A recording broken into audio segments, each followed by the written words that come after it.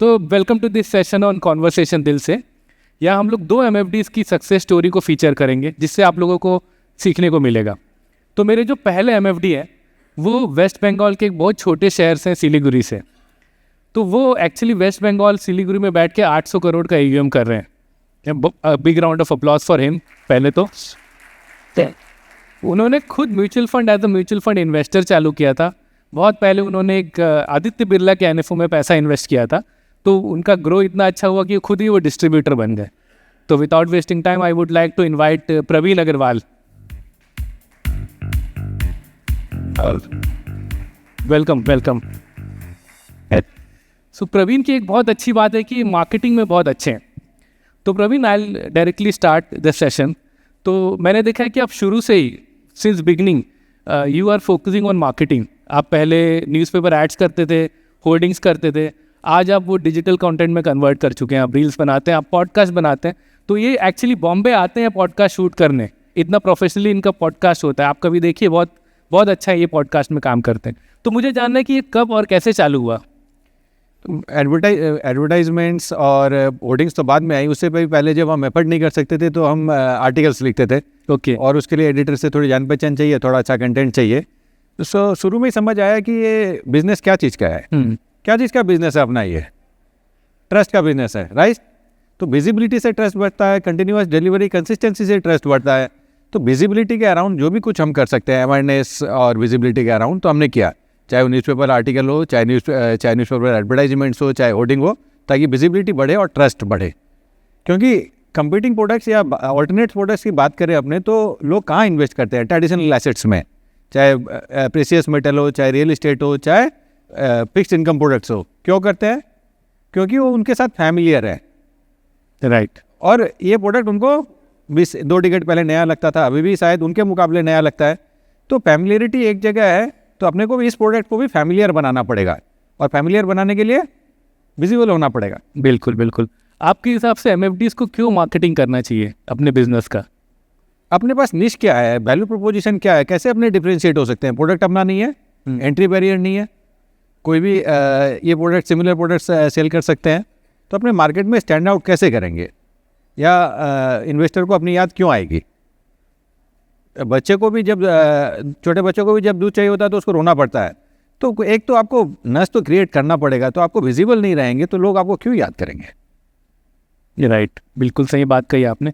तो जैसा मैंने सबको बताया, और मैं अभी आपको बोलना चाहता हूँ कि आपके वीडियोस पॉडकास्ट बहुत ही अच्छे होते हैं, लेकिन मेरे को ये समझ आता है कि आप उसमें बहुत टाइम और एफर्ट लगाते हैं। लेकिन हमारे MFDs भाई क्या दिन भर के काम में इतने व्यस्त रहते हैं कि उनको थोड़ा टाइम भी नहीं मिल पाता ये सब चीज़ों के लिए। तो उनको 3-4 स्टेप्स में अगर आप बता पाए कि कैसे मार्केटिंग करना है जो रोज़मर्रा के लाइफ के साथ भी एडजस्ट हो जाए, आपके हिसाब से क्या होनी चाहिए? एक ही स्टेप में हो जाएगा निशान।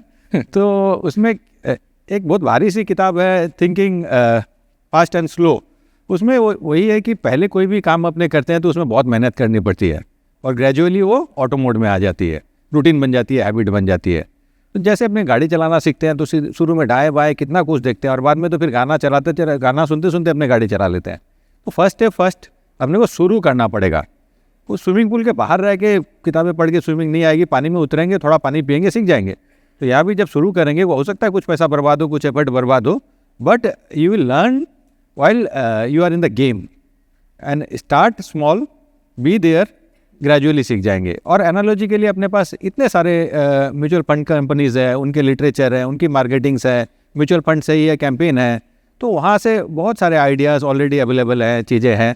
बस आपको एग्रीगेटर वेबसाइट्स बन गई हैं जहाँ की सारे म्यूचुअल फंड का कंटेंट एक ही वेबसाइट में आपको आज के दिन वो भी मिलता है। तो आप उसको देखें, अपने ऐसे भी देखते हैं, लेकिन जब देखते हैं तो ये नहीं सोचते हैं अपने कि उसको उस एनालॉजी को यूज़ करके अपना कैसे कंटेंट बनाए। तो जब अपने उस बारे में भी सोचने लगेंगे ग्रेजुअली, तो कंटेंट बनने लगेगा। और कोई भी काम अपने करते हैं उसकी क्वालिटी से अपना ऑरा डिफाइन होता है। तो बहुत कैजुअल तरीके से अगर करेंगे तो फिर वो चीज़ें अच्छी नहीं होंगी। इसीलिए चाहे थोड़ा करें पर क्वालिटी का ध्यान रखें अपने। और अभी AI और बाकी चीज़ों का ज़माने में प्रोडक्शन इतना डिफ़िकल्ट नहीं रहा। एक ज़माना था जब वो ऊपर से टॉप व्यू लेने के लिए हेलीकॉप्टर से कैमरा से फ़ोटो खींचनी पड़ती थी, और आज के दिन ड्रोन से हो जाता है, 360 कैमरा से हो जाता है। तो वैसे ही AI और बाकी चीज़ों के जरिए बहुत आसानी से एडिट्स बाकी चीज़ें होती जा रही हैं। शुरू करना पड़ेगा first taking the first step is always difficult, बाद में वो चलता जाएगा। तो ऑल्सो इन प्रैक्टिकल टर्म्स इस काम में इस मार्केटिंग से कितने क्लाइंट्स एक साल में आप कन्वर्ट कर पाते हैं मार्केटिंग एक्टिविटी से, और कितना आप खर्च करते हैं इस एक्टिविटीज़ में?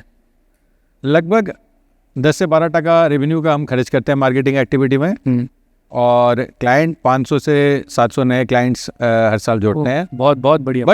But this is not the only success parameter कि कितने क्लाइंट अपने जोड़े। इसके साथ साथ क्या होता है कि एग्जिस्टिंग क्लाइंट के साथ इंटरेक्शन में आपको कम समय लगता है। जब आपकी ब्रांड इमेज मजबूत है, जब आपकी विजिबिलिटी मजबूत है, तो जल्दी से आपसे कन्विंस होते हैं।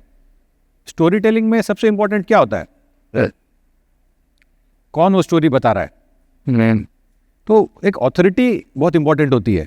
तो जब आपकी ऑथोरिटी बनती है, तब आप एग्जिस्टिंग कस्टमर से भी, जब अपने बार बार बिहेवियरल हैंड होल्डिंग की बात करते हैं जी, तो जब आप एक पोजीशन ऑफ ऑथोरिटी से उनसे बात करते हैं तो आपकी बात पे जल्दी विश्वास करते हैं। तो एग्जिस्टिंग कस्टमर का रिटेंशन हो, चाहे अपसेल हो, चाहे रिलेशनशिप हो, हर जगह आपको पोजीशन ऑफ ऑथोरिटी काम आती है, जो कि मार्केटिंग एंड ब्रांडिंग हेल्प करता है, not only new acquisitions.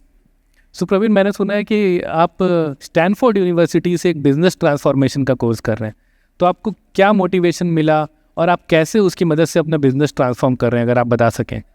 Yes Nishant, so it is need of the hour. 2-3 साल पहले अपने कितने साल भर में कितने डिफरेंट कॉन्क्लेव करते थे निशांत? 4 साल पहले? 4 साल पहले एक ही करते थे हम लोग। इस साल कितने करेंगे? अब 5 करते हैं। क्या क्या करेंगे? बहुत सारा इवेंट है, जैसे बेसिस पे है, तो बड़ा हो रहा है, बड़ी हो रही है चीज़ें।